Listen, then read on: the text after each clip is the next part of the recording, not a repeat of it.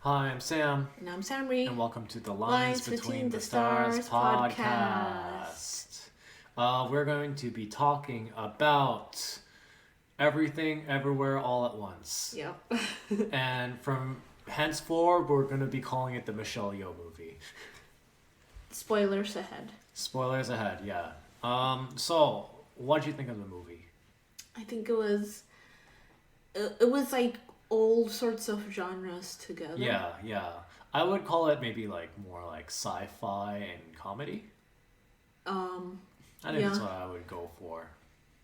there was romance and there Mhm. was also like serious things too. Yeah. So a lot of this movie, like we can't really even talk about the movie without going into spoilers. So once again, spoiler warning for those of you who have not seen the movie. If you want us to give you a recommendation, go watch it. It's really good. It's a really good movie. So now we'll be going into spoiler talk. Yeah, so the movie is broken down into 3 parts. Yeah, and the main premise of the movie is like Michelle Yeoh is the mother of a family, kind of like a family. She and her husband run a failing laundromat shop. Um, They the- have tax issues. they have tax issues, yeah. The daughter is kind of like estranged from Michelle Yeoh's character, the mother. The daughter is kind of like a kind of like a young adult. She doesn't feel like she like has amounted to like her mom's expectations. She's like failed from college. She dropped out of college. You know, Oh, I didn't know that. yeah. Her daughter's gay. You know, so She's it's dating a trans woman. trans woman, yeah. Yeah, so like all these things, and it's really interesting too, like because Michelle Yeoh's character is actually like fine with her being gay and dating someone trans. It's just that she's more worried about her father through the movie, through the movie. Oh, how her How her How the father, grandpa yeah, would how, react. how the grandpa would react to that. Oh. That's what she's actually more worried about. Oh, okay. You know, and there's like parts where like she introduces her daughter's girlfriend as like, oh, she's a good friend, to the grandfather, when like the daughter really wants her to be kind of like supportive and on her like on her side. New Peng Yao. Yeah. um It's a Chinese Yeah. American family in California. yeah, and then you also have like we find out that like, oh, like Michelle Yeoh and the husband character go to the IRS building to do their taxes, and she's like, her husband like changes expressions, takes off the glasses, and it's like, hurry, you need to do this things or else you'll die, or else you'll die. You're in grave danger, kind of like You're the only hope in the universe. yeah, and she's like, what the heck, and he's you find out that like there are multiple universes. And like there's this universe that has like found out how to like kind of like like share memories from the other universes, right? And abilities and stuff. Yeah, and abilities and such like that. And it's really interesting because to do that you have to do like some crazy weird act Yeah. to like sync yourself up with like your alt reality. Like sometimes it's like, oh, you gotta like profess your love to this random person, or like want to make some paper cuts on like 4 paper cuts on your fingers. Yeah. Or in horror movie, shove something up your butt.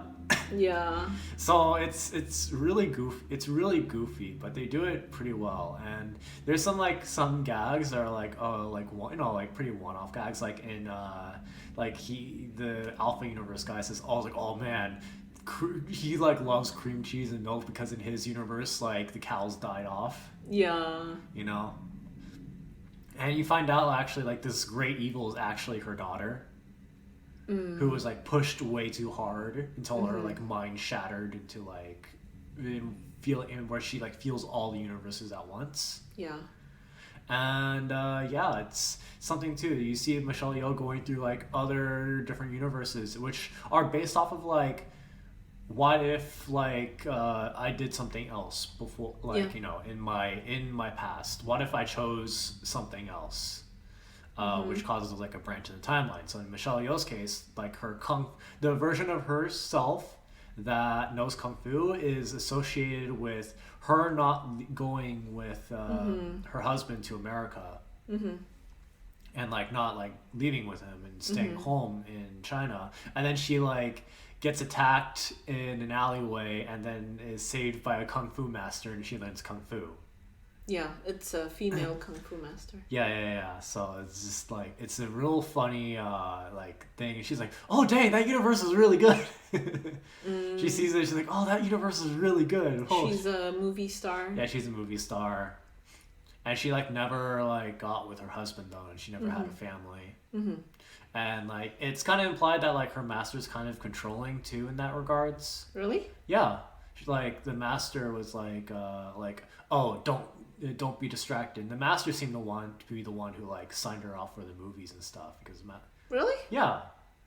I didn't see that. I thought masters are supposed to be like, oh, focus on. There's strength also or the whatever. thing where like her master went to go for her hand in the other universe. You saw the handcuffs go on her hands because they got arrested by the police.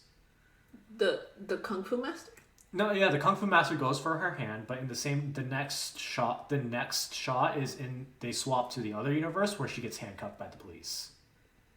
Right? Oh, I didn't notice that. So let me explain it to you one more time. The master goes for the hand, like it's like getting her away from like getting her away from her, the guy, the husband character in the kung fu universe, right? Okay. That's in the kung fu universe. Then the next shot takes place in the normal universe, and then she's getting handcuffed by the police. But Michelle Yeoh. Michelle Yeoh. And it's kind of like symbolizes, the master like kind of like handcuffed her almost. Oh. Quick symbolism with like editing and stuff. It's cool. They do a lot of cool editing tricks too. Okay. Yeah. Yeah, I didn't notice that. But... Okay. But let's see. There's also really good moments too. Like there's a universe where so that humans have evolved from like Neanderthals that had like hot dog fingers. And it's like played for this gag where she like accidentally shares memories with this universe and her hands are all floppy. She can't use her hands at all.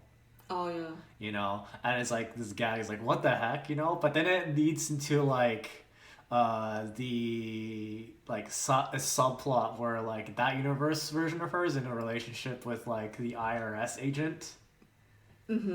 That because like there's this IRS agent that like that has like this whole character arc too, because like the IRS agent is like shown as like a villain of some sorts, because she's like kind of being so, but she has moments of understanding, right?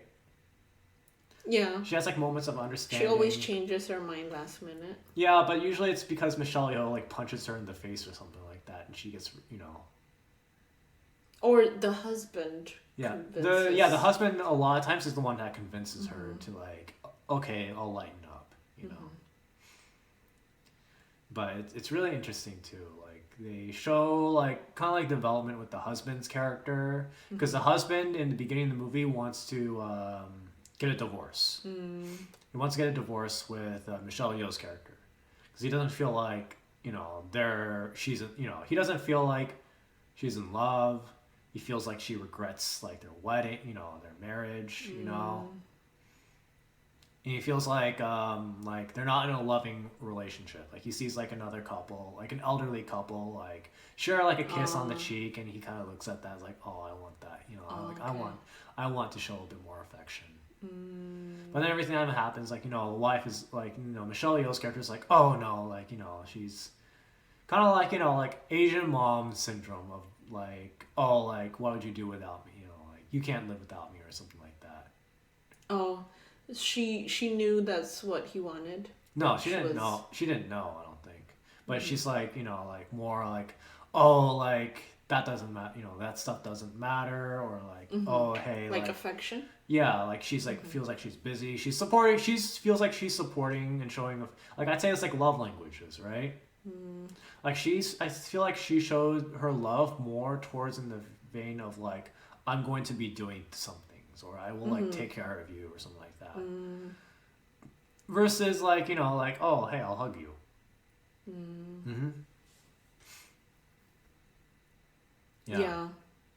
She like he used to put like little googly Googly eyes eyes, on yeah. things. He's a bit goofy, he's a bit goofy. And then it's really funny because his like alpha versions, his alpha universe version is like this really cool badass, He like does like this scene where he uses like a fanny pack as like nunchucks. Yeah, that was cool. It was great. It was hilarious. Like the character that plays the police guy or like the security guy. Yeah, the security He officer. keeps coming back. Yeah.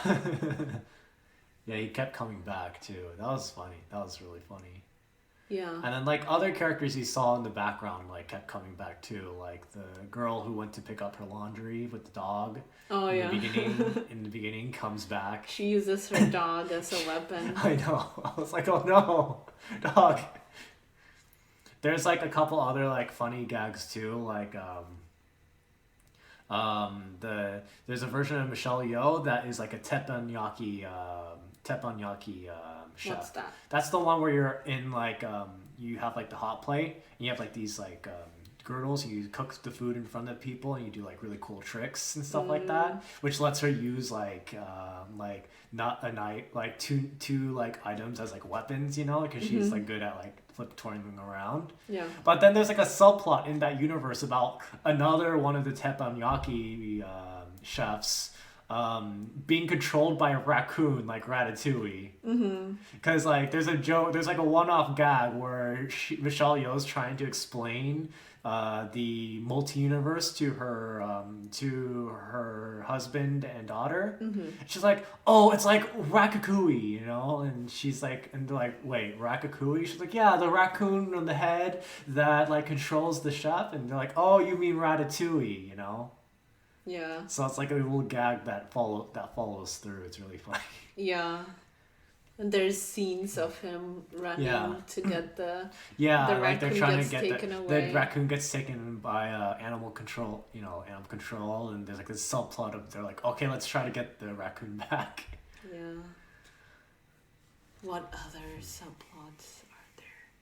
There's the Kung Fu Master, there's the raccoon, there's the fingers. There's the hot dog fingers Hot dog. world, and there's also like the relationship between like the IRS agent and Michelle Yeoh's character, in like the different universes, and you find out that the daughter, I think I mentioned this earlier, the daughter is actually like the one who is who feels like she was like overwhelmed, and now she's overwhelmed with all these like different universes. And you find out that's like, oh, like she's trying to end all the universes. And you find out, like, no, she actually wants to end herself. Yeah. So does that mean she's suicidal? Yeah. It's 100% said that she was suicidal. Because she's like, oh, there's no meaning in life. Like it's overwhelming, and sometimes you just don't want to feel like, everything else. There's a reason also why, where it's like, they're like the universe that they ended up liking the most together was like the universes where they're just like rocks. You think they like that? Yeah, they're like, oh, this is really nice. Like if you read the text, they're like, oh, this is really nice. Yeah, it's super peaceful. And it was like the universe where they like got along the best, where they're like, oh, hey, like, they're like laughing, joking in that universe. While all the other universes, they're like fighting. Yeah. Mm. In the universe where life didn't. Yeah, life didn't exist. Everything was quiet, and it's really funny too because they're like rocks, but they'll like nudge a bit to you, so you'll see like who's talking and such like that, and it's just text on the screen. Yeah. That was a really funny gag. I like that gag a lot. He really enjoyed it. Yeah. Yeah, Sam was laughing loud in the theater. I was Yeah. like, oh, yes. There's and also like Michelle Yeoh's character is like it's like strong woman, like strong woman, She's in her 50s. Yeah, and she's in her 50s. And she still does her own stunts. Yeah, it's kind of like in Hollywood, like when once you get like a certain age, your like career like ends and like disappears. Yeah, especially for women. Yeah. But like with Michelle Yeoh, it's like, dang, her career is still going strong. Yeah. I was watching her interview with GQ, and she was really emotional talking about this movie because she was like, oh, they allowed me to be sad, funny, happy character instead of just like one sort of thing. Yeah. Yeah. And it's really cool just being able to, I think a lot of actors enjoy being able to do like roles that give you an emotional range, And that's also the thing that also you see when you see actors be able to do that. It shows like how good that actor is too. Because they're like, oh wow, they're acting like these different different things, all at once. Yeah, it's sort of like what are those like the play? It's not a scripted play. People come up with words. Yeah, improv. If they're good with improv, then they're good with like playing different characters, I feel. Yeah, okay. Yeah. Yeah. And a lot of it was just goofy fun too, Yeah. I would really highly recommend that movie. Plus it was like well written, it's well written, it's well acted. Yeah. It's well shot. There was a theme of kids feeling like they're not enough. There was a theme of the mother wound. Yeah. The daughter wound, because it starts off with Michelle Yeoh, like when she was born, the doctor is like, oh, bad news, you have a daughter. Oh, yeah. It's in China, so like, everyone wants a son. Yeah. Because they had the one-child policy. And I'm sure she was born during that time. Yeah. So like you're stuck with a daughter, and then parents, like her dad was disappointed that she's not a son. Yeah. So yeah, she felt like he didn't accept her. That he was disappointed in her. Like, and when he came to visit the US. Yeah. And he would always say like really rude things to her. Like, oh, I'm disappointed in you. You could have done this better, blah, blah. But she's like the dutiful, filial piety thing. Yeah, and then like she's like, oh, like, and you find out she's like, oh, like, I don't want my daughter to be like me, like a mess, which is also probably why she like tried to like pushed her in the past, Oh. Like, like she has like expectations of her daughter too.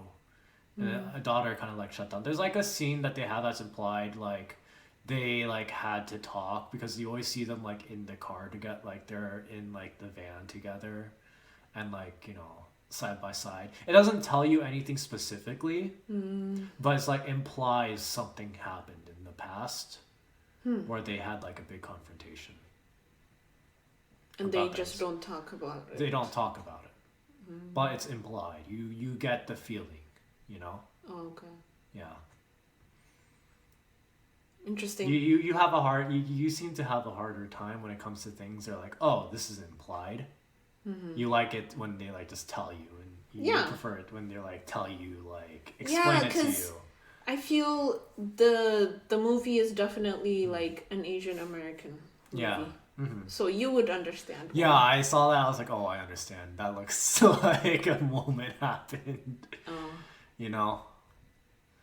Because like it's a thing that like I mean, once again, it's like a movie where it's like, oh, like as an Asian American, like I feel this movie, like I'm like, oh yeah, like this. It's like all these movies are telling Asian parents and their kids being like, y'all should just talk and have a heart to heart. Yeah. I was thinking of Turning Red. Yeah, I was when thinking about watching. Turning Red. I was like, Yeah, I'm like, I was like thinking like, why these movies telling us Asian kids to have heart to hearts with our Asian parents? Yeah. Yeah, it's also for the parents, I feel. Yeah, that too. Yeah. Because it's not a 2D, like, they don't portray the parent as, like, evil. Yeah. Like other, like, older... Well, I think, like, Turning Red didn't really portray the parent as evil either. No. Yeah, that's what I'm saying. Yeah, like, okay. more modern ones, it's more three-dimensional. Yeah, instead and in this case, too, it's like, it mostly comes from the parent's perspective, too, so that's interesting. Yeah, because she's the main character. Yeah. I really wonder if, like, this movie will spark, like, Asian kids talking to their Asian parents. You were more pessimistic about it, though. Yeah, I'm more pessimistic about it. I'm like, whatever. Because the parent generation is not going to watch it. Yeah, I don't think a lot of the parent generations won't watch it. I think it will help for this generation Yeah. parents, Mm-hmm. like Asian parents who have younger kids. Yeah. You know, like they could watch this. Mm-hmm. Like your cousins watched it Yeah. and they liked it. Mm-hmm. But then their parents, it's like, it's too late. Yeah. That's kinda, true. You know? Because, like, you know, like, I feel like a lot of this stuff is, oh, hey, like, the parents were were raised Yeah. in, like, a specific way. Mm-hmm. Like my parents, for example, were probably raised, like, similarly to, like, me. Mm-hmm. Except, like, when they looked around, that's the only way they saw, like, other kids being raised. Is, like, really strict, you know, stuff like that. Yeah. And then, like, you're like, oh, okay, I guess that's, like, the normal thing, right? Mm-hmm. Versus when, like, me, I'm in America, I saw, like, you know, like, different kids being raised in different ways. And so when I saw that, I was like, man, why are my parents treating me like this when, like, other people have it different, you know? Mm-hmm. You felt like it would have been better if it was more balanced, or... Yeah, you know? It would have been easier if you were in a white family. Yeah. Yeah. Yeah, I felt like, I was like, man, like, I could go a white family and, like, yo, they'd be impressed if I got if I, like, did good in school. Yeah. Or, like, if you were happy or whatever. Yeah. That's more valued than grades. Yeah. Yeah, because we were just watching another show, a Korean drama called the Green Mothers Club. Oh, boy, that's... Which is all about, like, mothers competing through their kids. Yeah. And, like, pressuring the kids. And there's one tiger mom who, like, makes her kid chew ice if he doesn't, like, solve a math problem within, like, 7 minutes or whatever. Yeah, like, she times him. Jeez. Yeah, and she's like, go chew ice. I'm like, what? And then she would tell him, oh, you can't smile and have friends if you didn't get, like, a good, like, if you're not top of the class. So, like, but yeah, I mean, I can see why, you know, like, there's the whole saving faith where you have to, like, pretend like everything is perfect. Yeah. There's also some manner of, like, like, living through your kids vicariously too. Like, I didn't do that good when I was, like, growing up. Or something like that. Or I mean, like, they also know what it's like to be poor, and they don't want their kids to be poor. Yeah, so, like, you know, it's like, oh, hey, like, we're gonna, like, live vicariously through our kids. And, like, or there's, like, the parents that are, like, they had a dream of being, like, a good, like, baseball star or, like, a music star or something like that. But then, like, they failed, so they're like, oh, I'm gonna raise my kid to be a better music star than I ever could have been. There is that, too, you know? So, you know, Tiger Woods' mom is Asian. Yeah. And she raised a really gifted son, I think. Yeah. I feel like when people are there at, like, the best in the world at a thing, it's like, yo, that person had to be, like, one, needed, like, a lot of talent, and then two, also have, like, a weird raising methodology where, like, really driven parent. Really, like, a parent that was like, yeah, you gotta do this, you know? Yeah, like, I think Simone Biles or something, like they sent her to live with another family. Yeah. And so then, she can have like the best. She could go to the best gyms. Yeah. And then like Serena Williams and like her sister. Oh yeah, her dad. Yeah. Or they're like super hardcore coached to be like Mm-hmm. top tennis players. Yeah, he manifested their skills, I think. Yeah. Because he, like, since they were born, he was like, yeah, you're going to be the best Yeah. in this, and he drove them to that. Like, Yeah. he got them the best coaches.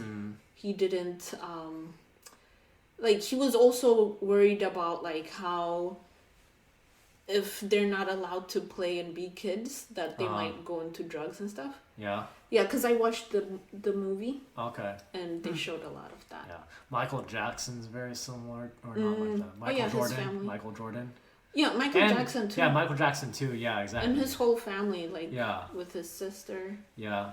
Michael Jordan and basketball players just being like, man, these people like are essentially like trained and raised to be like number one. And you see like sometimes you see like with like Michael Jordan, you see him like that's the reason why he's like he acts the way he does, you know? I don't think Michael Jordan's parents drove him. It was his coach. Oh, okay. He had a really good coach. But yeah, like, I think his coach stayed with him for a really long time until he became famous. Yeah. Well, his high school coach, I know that like Michael Jordan doesn't like his high school coach. He doesn't like him? Well, because his high school coach cut him from the basketball team. It's to the point where when he invited his high school basketball coach went to his like what was it? His like when he was inaugurated in like the Hall of Fame. And he was like, "Oh yeah, here's my basketball coach who didn't believe in me." Oh, like dang. Called him out in his speech and stuff. Dang. You know. That's like the biggest. Yeah. What was it? He must have dreamed about like worked hard so he could be able to do that. Yeah, or something like that. It's crazy, you know. He's also the one who you said like. There was a beggar in the street, and he's like... Yeah, there's a story of there's a beggar in the street, and, like, I think, like, LeBron was, like, gave the dude, like, a 20, and then, like... Oh, okay, it's LeBron. No. LeBron gave him gave him the 20, and then Michael Jordan is like, why are you doing that? If he can ask for money, then he can say, may I take your order, you know, or something like that. Okay. You know? Yeah.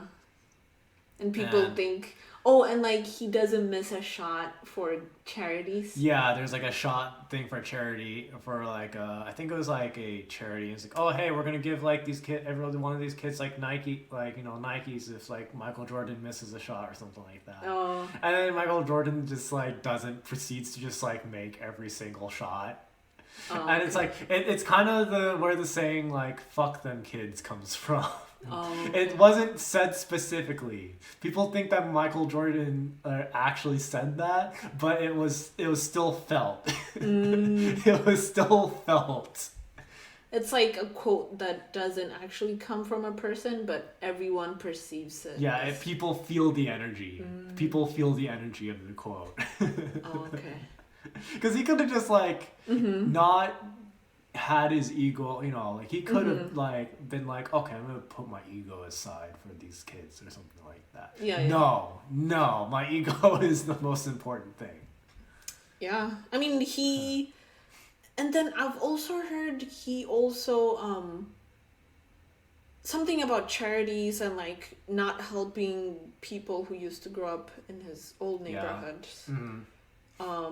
Or how like the Jordans. Yeah. Are really expensive and people kill each other for it. Yeah. And he doesn't care.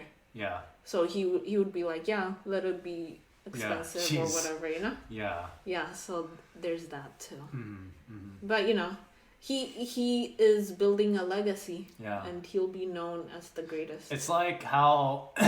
it's like the opposite of you hear like Shaq and how like Shaq like supports like Allstate Insurance because like they were the only ones that gave him a shot. Oh. And then like that's why he's like he endorses them because like he's like, oh yeah, like they're cheap, they're super cheap and they'll give you a shot. Oh, insure really? you. Yeah. Oh, like insure Allstate's an insurance company. others wouldn't insure him? Yeah, other people didn't insure him, and like Allstate was like the only one who like gave him a shot in the past or something like that. That's why you see Shaq in like all the Allstate commercials. Oh, okay. He stars in all of their commercials. Interesting. Yeah, it's really funny because yeah, you always hear all these stories of like, I think I remember reading like a Reddit thread of like some girl like said she did, it was like a thread of like, oh, what's the instance of you like seeing like a celebrity like being a jerk. And this one girl said the story of like how like she was a waitress at this like really high end like club or something like that, and like it was like, I think it was like Michael Jordan and like some of his friend and some other like basketball players like had a room, and she like dropped everything to like bust that thing. Like she worked her ass off to make sure that their experience was good, you know. And then like Michael Jordan like didn't tip anything. Oh, like, really? $0. Oh, okay. And like someone else had to be like, oh, here's a tip. Oh, you know? wow. But Michael Jordan's like, why are you tipping them, you know? Oh, okay. So he doesn't Yeah. believe in tipping. Yeah, he doesn't believe in tipping, you know? You know, okay, so that's controversial, but you know, I can see both sides. Yeah, but it's You kind know? of like, you know, I know there's the argument of, oh, they should tip them more. No, Or no. they should pay them more. They should They pay... should be paid a living wage so they Yeah. don't need to worry or like rely on tips. Yeah, but at the same time, like, you know, like you not tipping doesn't help that. Right? It's just like people kind of use that as a shield to justify not tipping too. Yeah. And also the story or the Yeah. history of tipping, Yeah. you know, it comes from like black men working in the railroad or something. Or like, you know, like inside Yeah. trains. Uh-huh. And they only tip black people, they don't pay them a wage. Oh. That's how it came to be like that Yeah. in the US. There's tipping, there's no servers don't get paid. Yeah. Or they only get paid like $2.75 an hour or something like Yeah. ridiculously low. Yeah. But if you knew someone wasn't getting paid like a lot of money, and would you be like, "Oh, I'm not going to tip you because I think the society as a whole, I don't agree I don't with- agree with the society as a whole," and then that guy's just like, "But I'm starving like right now." That's true. Yeah, it is. It Like- is like that. It's sort of like if you think of the long term gain, like if everyone stopped tipping, Yeah. then more servers would just quit, and then the restaurant owners would have to pay them a livable wage, and then the restaurant owners don't offset the But cost you're expecting to the customer. yeah, but you're like expecting like someone else to be like you like old society to change their mind about tipping. Yeah. It's like one thing. It's like it's hard to be like, oh, like one person does it, then like that doesn't do anything, right? Yeah. But if like society as a whole does it, yeah. But it's like, how do you get society as a whole to do that? We'll have to start a campaign or something. Yeah, and it's like it's Civil rights movement yeah. for servers. But yeah, it's like a lot of the same thing with like a lot of like things with like the meat industry, you know, like or like environmental issues too. Like on an individual level, you cannot change anything. Yeah. It has to be like on like an upper level. Yeah, like corporation level. Yeah. Yeah. And I mean with environmental, right? Like you can raise awareness. Yeah. You yeah. can put up signs to like recycle or Yeah. like pick up your trash, blah blah, or Yeah. like don't pollute. Like you know, in like around where we live, where there's like where the stream goes to the river, or like what is it? Yeah. Like there's a gutter, Yeah. and right next to it it says, "Please don't like dump things. Yeah. It goes to the streams," right? Yeah. And then for me, how it has improved the way I do things is like when I wash cars, I don't use soap. Because like if I want to use soap, then I'll go to the car wash. Yeah. Because the car wash, they would They have a drain treat and the stuff. Yeah. the water, but if you do it in your yard, it will Yeah. go into the water system. Yeah. So, Or it so goes into there the are ground, things it you poisons could the do ground, to, yeah, there are things you could do to raise the awareness of those around you instead of Yeah. just like. So yeah, you could do stuff like that. Yeah. Like this podcast will Yeah, teach that's people true. about the whole history Yeah. of tipping. But yeah, like, here's the thing, like, don't, if you, yeah, there is a thing of like, yeah, like society as a whole, we need to just pay our waiters and waitresses more. Yeah, like in Europe. Yeah, but like, if you use that as an excuse not to tip, you're doing it wrong, you know. So in the U.S. you have to tip because like Yeah. it's a societal etiquette. Yeah, But like in other societies, it's not expected. yeah. I tip generously. I'm just like, yeah, I just tip them good. Yeah, in any case. Yep. I'm looking at you like, do you tip? it depends on the service I get. Yeah. Okay. Like if I feel like, oh, they actually didn't want me to be there. Like Oh, yeah, I makes went to a sense. boba place Yeah. and like she seemed off. I was like, Uh-huh. oh. And I was like, no Okay. tip, Yeah. right? Yeah. Okay. Like Makes or sense. like if people are rude to me, why tip? Mm-hmm. There's a thing of like black people feeling like they have to tip more Yeah. because others Don't like expect start that tip. Yeah. So then so even if they're treated horribly, Mm-hmm. like maybe they get put in like right next to the kitchen door Yeah. or to the restroom door or Mhm. like they serve everyone else before they serve you, stuff like Yeah. that that's like super obvious. Mm-hmm. Then I'm not going to tip. Yeah. And I might even like write a review saying Bad place. Yeah. Yeah. black people don't go there. Okay. But yeah, Okay. those are my views. All right. Anyways, I think we started out with the Michelle Yeoh movie and then went Yeah. on to I Michael mean, Jordan. So another point I want to make about the movie is it's very philosophical, Yeah. right? It talks about like what's the meaning of life? Is it meaningless or like what makes someone turn and like because she went into the donut Yeah. and then she came back out because like I guess she felt the love from her mom Yeah. from like the other universes and stuff like that. And she came back and then they had a heart to heart and stuff like Yeah. that. Mm-hmm. And then the mom told the grandpa that okay, here's her girlfriend. Mm-hmm. And then he was pretty okay with it. Like Yeah, he yeah. started playing Mm-hmm.